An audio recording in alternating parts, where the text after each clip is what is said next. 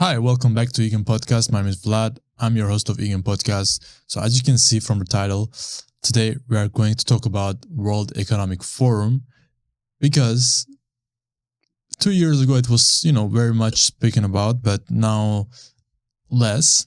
But it's very interesting to learn about that organization. A lot of people don't know about it. I don't know the details about it. I have an idea, but I would like to go deeper. So that's what we are going to do today with my friend AI here. I'm using this time Perplexity Pro. So we are going to start with the WEF, World Economic Forum, to understand the history, the goal, the criticism that it's get, and what's their end goal, right? So can you tell me, please, about the World Economic Forum, just a brief overview of what is the World Economic Forum? Sure. The World Economic Forum, or WEF, is an international organization that brings together leaders from business, government, academia, and other sectors to discuss global issues. It was founded in 1971 by Klaus Schwab and is best known for its annual meeting in Davos, Switzerland. The goal of the WEF is to improve the state of the world by encouraging collaboration and dialogue on key topics such as economic development, environmental sustainability, and social issues. Okay, so it was formed in 1971 by a German engineer, Klaus Schwab, and his goal, what was his goal by creating that, I would say, non-governmental organization? Klaus Schwab's goal in creating the World Economic Forum was to provide a platform for leaders from various sectors to come together and discuss pressing global issues.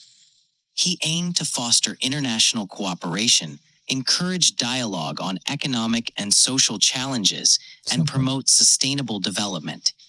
The idea was to create a space where influential individuals could collaborate and develop solutions to improve the state of the world. So he created that in 1971. That's a German person, and it's located in Switzerland, correct? Yes, that's correct.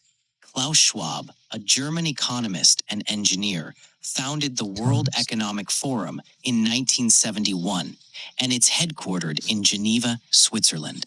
The organization is known for its annual meetings in Davos. Okay, but so he created that, but he created by himself, or were there any people with him? Klaus Schwab founded the World Economic Forum, but he didn't do it entirely on his own. He had the support and collaboration of various stakeholders, including business leaders, academics, and politicians who shared his vision of creating a forum for addressing global challenges. While he was the driving force behind the WEF, it quickly grew into a collaborative effort with contributions from many individuals and organizations. Okay, so, and Klaus Schwab, at that time, how wealthy was he? Yes, Klaus Schwab was an accomplished academic and business leader when he founded the World Economic Forum in 1971. He was a professor of business policy at the University of Geneva and had a background in engineering and economics. While he was likely well off due to his professional achievements, he wasn't known primarily for his wealth at that time. His focus was on bringing people together to address global challenges rather than on personal. I got it. So let me just read this and we'll continue from there. So it did start in 1970 with this business professor, Klaus Schwab, who left his management position at Swiss industrial firm to establish a 3-person office in Geneva. His vision was to create a platform where CEOs could exchange ideas with politicians, academics, and media representatives. In 1971, Schwab hosted the first meeting in Davos, Switzerland. In 1971, it's been 50 years, welcoming 450 European business executives to discuss American management practices and introduce concepts like stakeholder capitalism. Great. That's a good, interesting point. Initially named European Management Forum, the organization rebranded as the World Economic Forum in 1987, so basically about 17 years later, broadening its focus beyond management to include resolving international conflicts and addressing global socio-economic issues. The transformation represented an evolution from a business-centered symposium to a comprehensive platform tackling pressing global challenges. That sounds great. So can you explain me their structure and membership? The World Economic Forum structure includes a foundation board, an international business council, and a network of global agenda councils. The foundation board oversees the organization's work and is composed of leaders from business, politics, academia, and civil society. The International Business Council is made up of chief executives from leading global companies. The Global Agenda Councils are thematic groups of experts who provide insights and recommendations on various global issues. Members of the WEF include representatives from governments, multinational corporations, international organizations, civil society groups, and academia.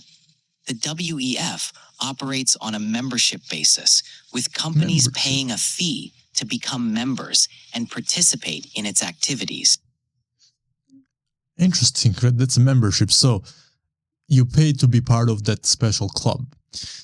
The WEF operates as Geneva-based international non-governmental organization and think tank. Okay, it is funded primarily by its approximately 1,000 members, which are companies, which are typically global enterprises with revenues exceeding $5 billion. The membership structure is hierarchical, with fees that increased significantly in 2014, bringing the cost for a strategic partner to approximately $628,000. This membership-based funding model has contributed to perceptions of the WEF as an exclusive club for global elites, as one Canadian politician who attended Davos noted, where conspiracy theorists are correct to note that WEF is elite and opaque. That is the nature. It literally builds itself as an elite club. So let me get this straight. So the most powerful companies, before that, okay, can you tell me some of the members of those 1,000 members?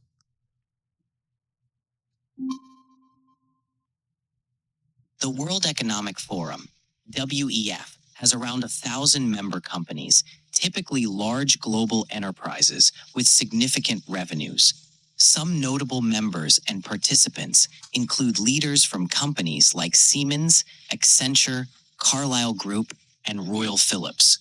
The forum also includes influential figures from politics, academia, and civil society, such as Christine Lagarde, President of the European Central Bank, and Ngozi Okonjo-Iweala, Director General of the World Trade Organization. Okay. Members pay a fee to join and participate in WEF activities. Okay, so those big companies, they are paying fees, right? And can you tell me, like, what are those fees? Like, I mentioned 628,000, but like, can you tell me what are the fees per month or per year? The fees for World Economic Forum membership vary based on the level of engagement. As of the latest information, strategic partners, the highest tier, pay around $628,000 annually. Other membership levels, such as industry partners or individual members, pay lower fees, which can range from approximately $52,000 for individual members to over $200,000 for industry partners. These fees contribute to the organization's funding and allow members to participate in its events and initiatives. Okay, but so they are paying those fees to be there to do what? What they are getting in return? By paying membership fees to the World Economic Forum, companies gain access to a unique platform for networking, collaboration, and influence. They have opportunities to engage with global leaders, shape international agendas, and gain insights into key global issues. Members can participate in high-profile events like the annual meeting in Davos, contribute to initiatives and projects, and collaborate on developing solutions to global challenges. In essence, they receive exclusive access to a powerful network and the chance to shape discussions on important international topics. So basically, they pay to have access to different types of people and to have their say in some of the decisions they want to make globally, right? Exactly. They pay to gain access to influential networks, participate in discussions on global issues, and have a voice in shaping international agendas and decisions. It's a way for them to influence policy, collaborate on solutions. Influence policy. Okay, I get it. Okay, so they go there each year, they meet, they pay to be there, and they are gaining the network, the connections, the say to influence policies and all that. But is it the only way that the World Economic Forum funds itself? No, membership fees are a significant source of funding for the World Economic Forum, but they aren't the only way. The WEF also receives funding through partnerships, sponsorships, and contributions from governments, foundations, and other organizations. Additionally, it generates revenue through its events, publications, and initiatives. This diversified funding model helps support the WEF's wide range of activities and initiatives. And who are the biggest companies and biggest donors, governments? Give me a few of them.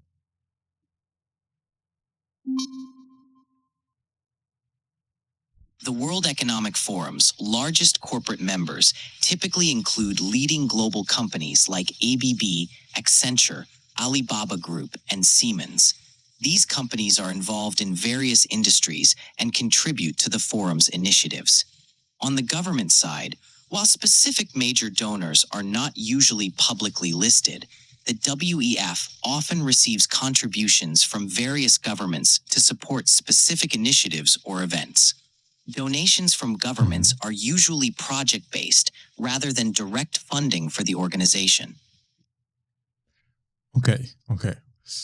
Well, interesting. They are making some money. So the annual meeting Davos. Let's read about that. So that's the flagship event of WEF, meaning that's where they get their money, extra money, and the networking happens. Is its invitation-only annual meeting in Davos, Switzerland, typically held in late January. This gathering brings together approximately 3,000 participants, including businesses, leaders, political figures, academics, media representatives, and civil society leaders. The 2025 annual meeting took place from January 20th to 24th under the theme Collaboration for the Intelligent Age. Sounds nice. Focusing on priorities such as rebuilding trust, reimagining growth, safeguarding the planet, industry in the intelligent age, and investing in people. Sounds honorable. The gathering featured high-profile discussions on geopolitical stability, economic resilience, climate change, artificial intelligence governance, and inclusive economic growth. Okay. That's right. The annual meeting in Davos is a key event for the World Economic Forum, where leaders from various sectors come together to discuss global challenges and opportunities. It's invitation only and provides a platform for networking, collaboration, and shaping the global agenda. The discussions and initiatives from the meeting often influence international policies and collaborations throughout the year. But that's not the only activity they do, right? Because they have the annual meeting, not the only annual meeting, but they have also activities that extend beyond, of course, this meeting. The organization conducts regional meetings worldwide and maintains specialized initiatives through its 10 centers and operates programs like the Young Global Leaders, which identifies and nurtures emerging leaders under 40. Correct? Exactly. the World Economic Forum is active beyond the annual Davos meeting. It holds regional meetings around the world, focusing on issues specific to those regions. The WEF also runs various initiatives through its platforms, such as the Center for the Fourth Industrial Revolution and the Global Shapers Community. Programs like the Young Global Leaders aim to identify and nurture the next generation of leaders. Can you tell me like some of those young leaders under 40 that are part of the Global World Economic Forum that maybe people don't know?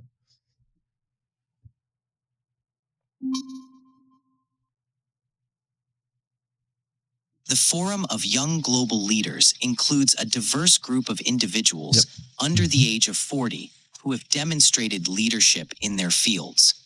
Some notable members who have been part of this community include Prime Minister Justin Trudeau of Canada, Facebook COO Sheryl Sandberg, and New Zealand Prime Minister Jacinda Ardern. The community is made up of leaders from various sectors, including politics, business, civil society, arts, and academia. Okay. And WEF describes itself as providing a global, impartial, and not-for-profit platform for meaningful connection between stakeholders to establish trust, build a nation, it emphasizes the mission of addressing global union. Okay. No, so can you tell me what was the income of World Economic Forum in 2024? Or the profits? I couldn't find the specific income of the World Economic Forum for 2024.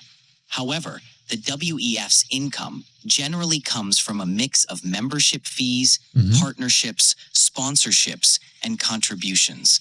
These funds support its activities, including the annual meeting in Davos and various initiatives around the world. How much were those amounts? The World Economic Forum's revenue typically comes from a variety of sources. Okay. Members and partners pay annual fees. Give me the amount. I'm unable to provide specific revenue figures for the World Economic Forum, as I don't have access to detailed financial information. Generally, their revenue comes from membership fees, partnerships, sponsorships, and contributions from governments and other organizations.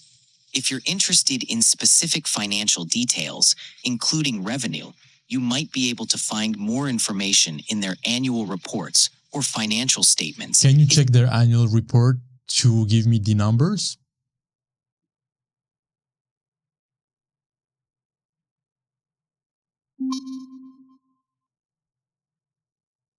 I couldn't find the exact income figures for the World Economic Forum in 2024. The WEF typically publishes financial details within its annual report, which outlines key achievements. How about 2023?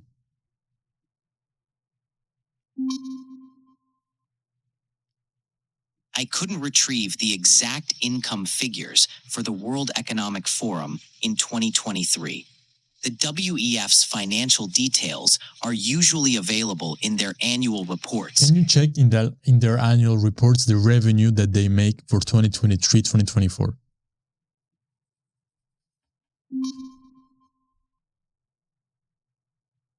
I wasn't able to find the exact revenue figures for the World Economic Forum in 2023 from their annual report. Their financial statements are typically detailed and specific, so if you need the precise figures... Okay, can you tell me, do they pay taxes or they don't pay taxes? The World Economic Forum, being a non-governmental and not-for-profit organization, typically benefits from tax-exempt status or reduced tax liabilities, depending on its agreements with host countries and local laws. However, specifics about their tax obligations would depend on the regulations of each jurisdiction they operate in and any specific agreements they have in place. Okay, so let's come back to here to see what we can see here. Activities beyond Davos, we just read that. Interesting. that's interesting that you cannot find the details about their income, but they are not necessarily paying taxes.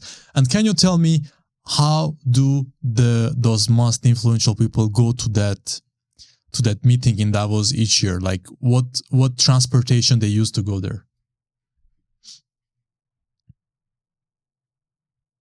Many influential people attending the World Economic Forum's annual meeting in Davos use private jets, helicopters, or luxury cars for transportation.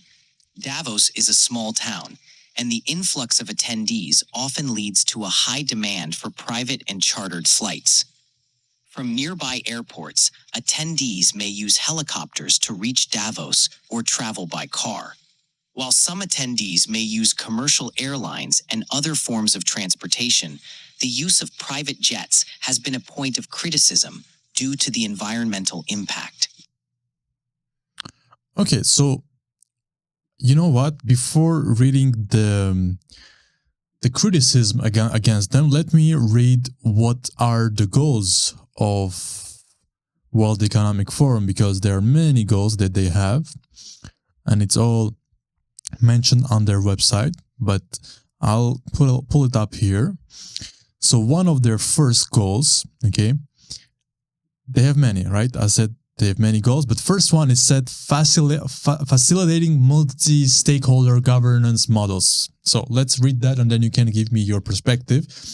At its institutional core, World Economic Forum positioned itself as the international organization for public and public-private cooperation, with a stated mission to create platforms where political leaders, corporate executives, academic experts, and civil society, whatever, share policy agendas. This governance models operates through three primary mechanisms. So they have the annual meeting at Davos, we just said.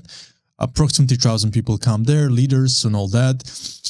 And they have 5 priorities: rebuilding trust, remanaging growth, investing in people, safeguarding the planet, intelligent industry transformation. And they have actually a global future councils network, which is comprising nearly 1,000 experts across disciplines. This network develops foresight reports like Future Focus 2025, which outlines transition pathways for economic recovery, clean energy development, so all that good stuff. And they have offices in Geneva, New York, San Francisco, Beijing, Tokyo, and with those things, they facilitate localized implementation of global initiatives through 10 specialized centers focusing on systemic challenges. And so one of their goals is accelerating sustainable development transitions, which means that environmental and social sustainability constitute a pillar of their programming, let's say, explicitly aligned with the United Nations 2030 Sustainable Development Goals, and their key 2025 priorities include, okay, let me read this, okay? So it says net zero transitions, pathways. The Future Focus 2025 reports emphasize decarbonizing energy systems through clean electrification roadmaps and nature-based climate solutions, targeting a 45% reduction in global greenhouse gas emissions by 2030 compared to 2010 levels. A circular economy implementation, so they want to highlight supply chain re-engineering strategies combining regionalization, dual supply chains, and modernization to achieve both sustainability targets and operational resilience. They like the word sustainability, and I'm not going to lie. So financing mechanisms, they partnering with development banks and institutional investors that World Economic Forum advocates for blended finance models that could mobilize $2.4 trillion annually for developing nations, climate adaptation, and social infrastructure. Okay, so a lot of information, but not much is being said in these lines. And they are basically framing sustainability as growth opportunity, projecting that green industries could create 395 million jobs globally by 2030. Okay. Governing fourth industrial revolution technologies, so artificial intelligence governance, developing ethical AI frameworks through the AI for humanity, for algorithmic transparency, workforce displacement mitigation, will have a positive impact on, okay. Quantum computing preparedness, so They identified that as technology is critical disruptor, with 23% of companies surveyed planning workforce reskilling programs for quantum literacy by 2027.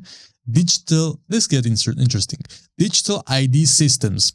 While promoting digital inclusion through initiatives like Edison Alliance, aiming for 1 billion lives improved by 2025. We are already in 2025. The World Economic Forum faced political opposition from figures like Canadian conservative leader Pierre Poilievre, who conflates these efforts with perceived threats to personal privacy. And this is actually interesting because I'm just going to click on this to see if we can find more information on it. Or actually, I can stay where I was and just click. Well, no, let's come back here. Recent meetings, okay. But the World Economic Forum's goals center around... Wait a second, can you tell me please about digital ID systems, like more in detail about the World Economic Forum concerning digital ID systems?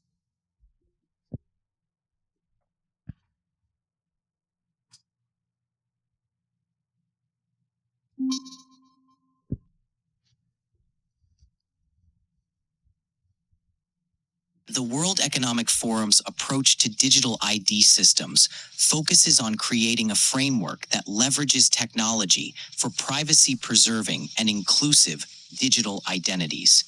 They highlight the use of blockchain technology to create decentralized digital IDs, allowing individuals to control their identity credentials in a secure and private manner. The WEF also explores the potential of digital IDs in the context of the metaverse, emphasizing their role in defining identities in a blended reality. While digital IDs offer benefits, the WEF acknowledges the significant risks, including exclusion, marginalization, and privacy concerns, and stresses the need for inclusive and ethical implementation. So basically they are saying, hey, we're going to do it blockchain, you're going to have a digital ID, but guess what? We are the ones who are going to create that platform. So basically we have all your information in our pocket, correct?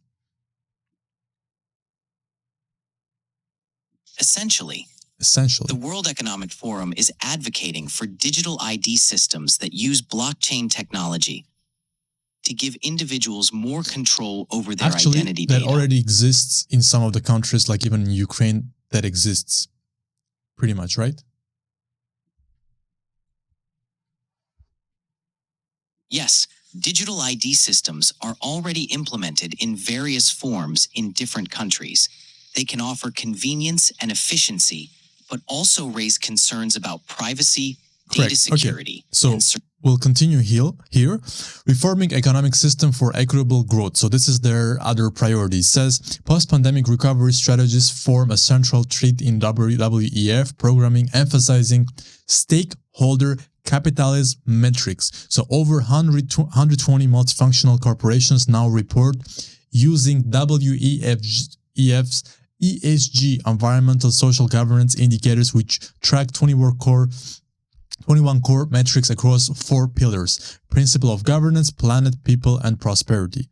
So, inclusive growth models. The future-focused economic proposal advocates for building back broader through progressive fiscal policies, including wealth taxes, targeting the top 1%, who captured 38% of pandemic-era wealth growth.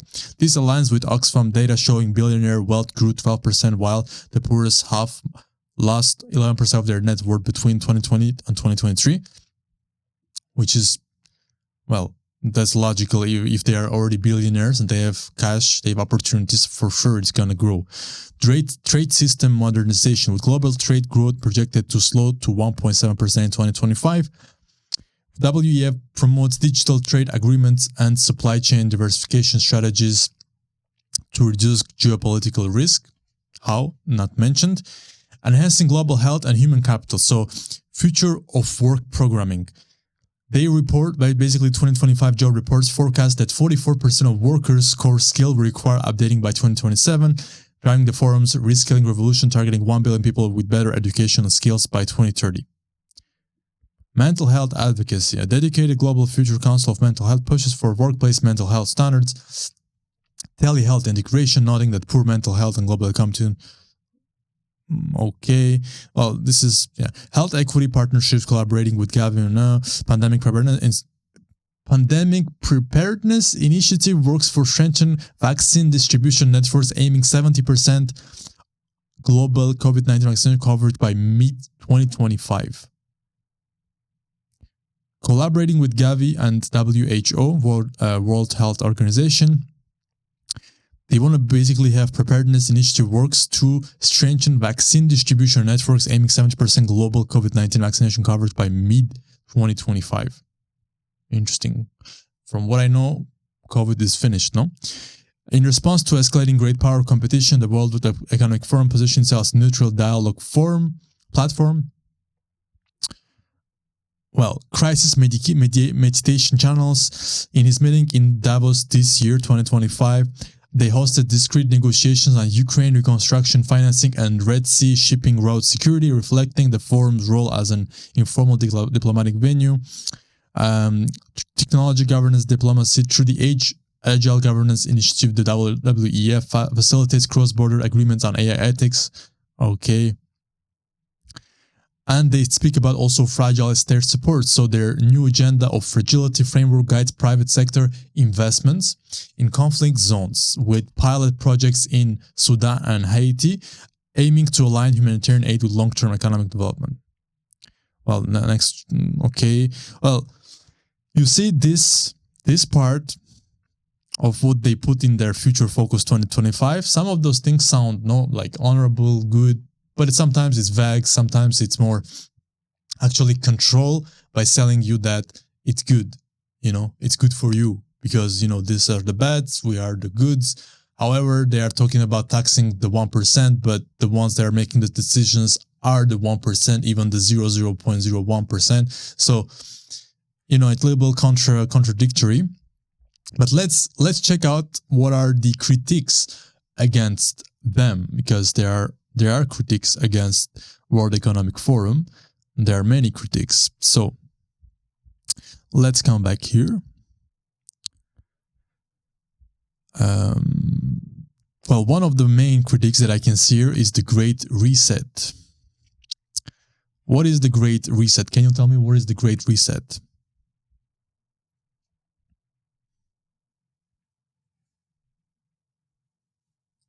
I think he just went to sleep. Let's try it again. So, what is the Great Reset of WEF? The Great Reset is an initiative by the World Economic Forum, WEF, that aims to address the challenges arising from the COVID-19 pandemic.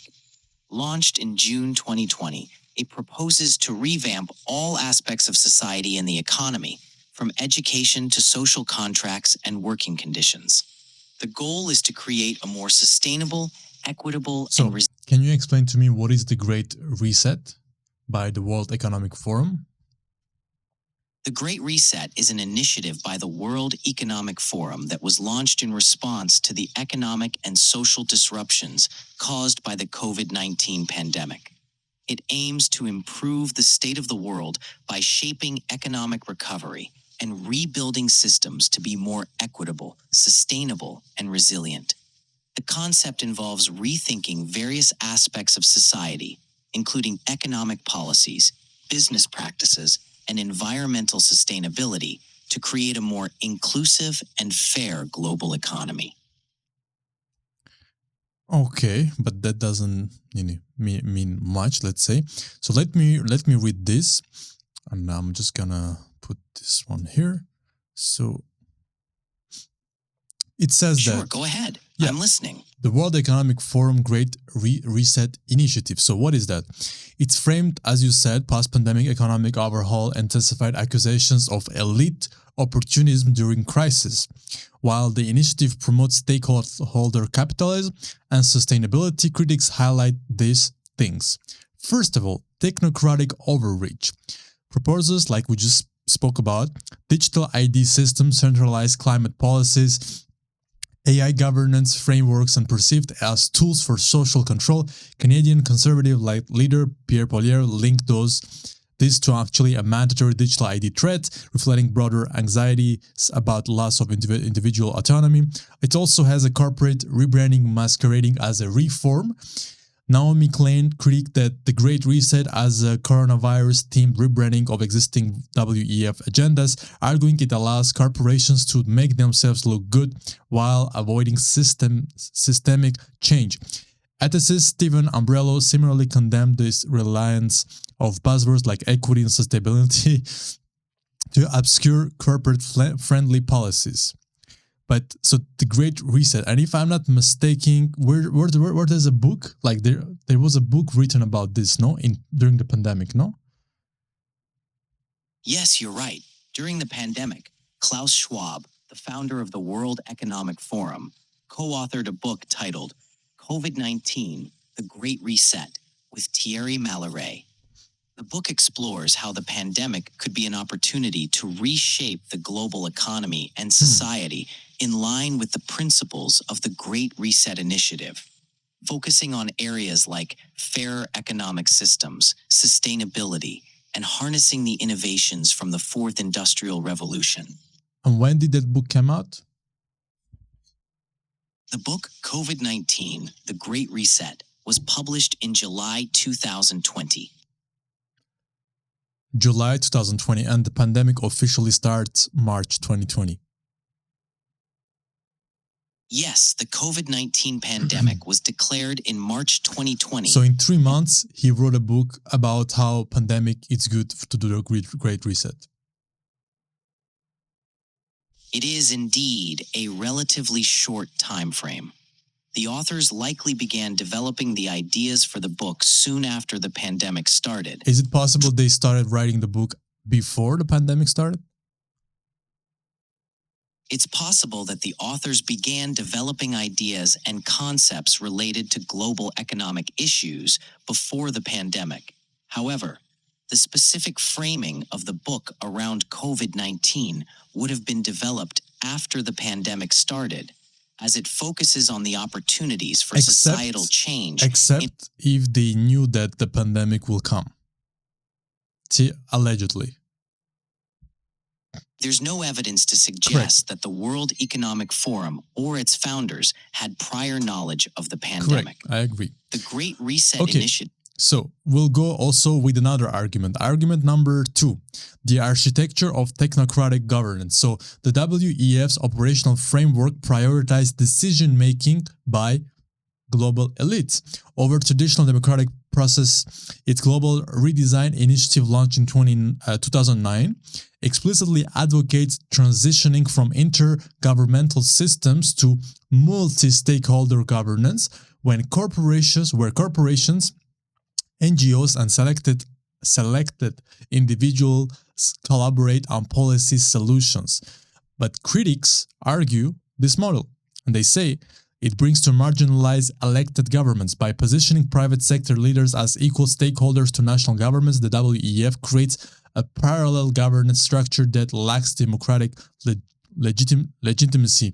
The Transitional Institute described this as silent global coup d'etat, where decisions impacting billions are made without public accountability, because they want to bring others, powerful companies, people, into government decisions. But since those governments are connected to this one world order, well, where is the democracy?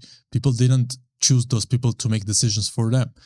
Another criticism is centralized power among multinational corporations. So as we mentioned initially, 1,000 corporate members fund this group, which, they can access for it up to $620,000 a year. This financial dependency raises concerns about policy capture, particularly as 78% of Davos attendees represent business interests. In other words, whoever pays them more has bigger say, from what I understand, correct? Yes, that's the criticism. Many argue that by prioritizing the involvement of multinational corporations and influential individuals in decision-making, the World Economic Forum's model could lead to a disproportionate influence of wealthy corporations over public policy. This raises concerns about democratic legitimacy, as decisions might favor those with more financial power rather than reflecting the will. Yeah. Okay. So let's go to the next argument. Okay. There are a few arguments here. Let's go to the, not argument, but critiques, let's say. Number 3, democratic accountability deficit. So the group, WEF, lack transparency and public oversight. It does give more distrust towards them than trust. Closed-door policymaking. Davos meeting occurred without press access or recorded votes, enabling deals like 2025 US, EU, Japan semiconductor agreement to bypass legislative scrutiny.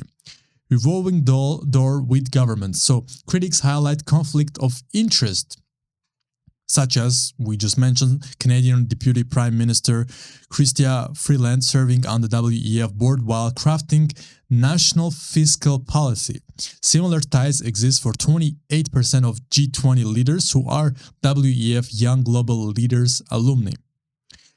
Another thing, financial opacity. Despite CHF 349 million in annual revenue, WEF disclosed minimal details, and that's what I tried to ask AI about its investments or executive compensation. Former Frankfurter Allgemeine journalist Jürgen Dunch noted its money printing machine structure benefits insiders like founder Klaus Schwab, who earns CHF 1 million yearly. What is CHF in this context? CHF stands for Swiss franc, which is the currency of Switzerland. Not bad. So in this context, it's referring to the salary of Klaus Schwab, which is reportedly 1 million Swiss francs per year. From that, whatever. Okay, argument number 4, critique number 4, hypocrisy and implementation failures. So even WEF stated goals face scrutiny for prioritizing optics over impact, meaning inequality paradox. While Oxfam's 2025 Davos report revealed billionaires gained 12% wealth as the poorest half lost 11%, WEF corporate members like Amazon and Shell lobbied against wealth taxes and emission regulations. That's a paradox. Environmental footprint. The 2025 Davos summit saw 1,300 private jets. 1,300 private jets arrived despite climate pledges, emitting 35,000 tons of CO2, equivalent of 7,500 annual car emissions. 7,500 annual car emissions.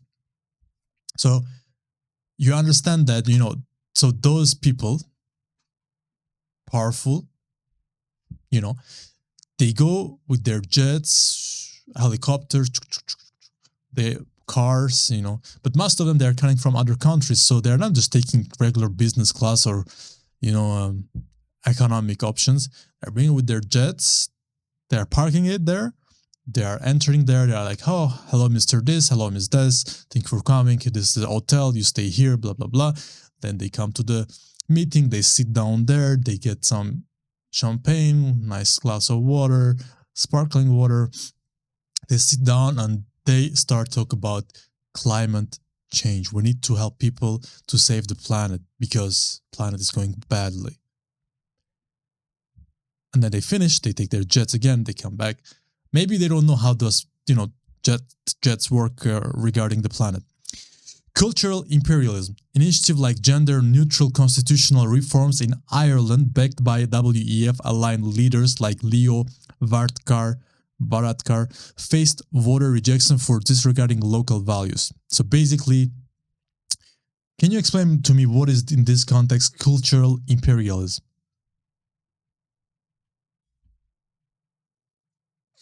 In this context, cultural imperialism refers to the imposition of certain cultural norms, practices, or values by influential groups or nations onto others, often without regard for local customs, beliefs, or traditions. Critics argue that when global leaders, or organizations like the World Economic Forum advocate for specific policies or social changes in other countries, it can seem like they're overriding or disregarding the local culture and autonomy. Yeah, because basically they are saying we are going to decide what is going to be promoted, popular, what's the value that you should have in your country. And that's what we see, like it mentions here, like gender neutral constitutional reforms that's coming from them, right? But we can see that even inside those meetings, well, even with the taxes for the wealthiest, well, they don't want that. Even they preach that, but the members who are funding it with their subscription, they don't want that, correct? Exactly. That's a key critique. While the World Economic Forum may advocate for policies like wealth taxes or environmental regulations, some of its corporate members may not support these measures and may even lobby against. I will go to the next point, which is point number 5, the sovereignty counter movement. So conservative and populist governments are mobilizing against WEF influence. Legislative pushback. The 2025 US House bill to defund the WEF cited its dystopian proposal like insect-based diets, digital IDs, arguing they conflict with American interest. Can you give me more details about that?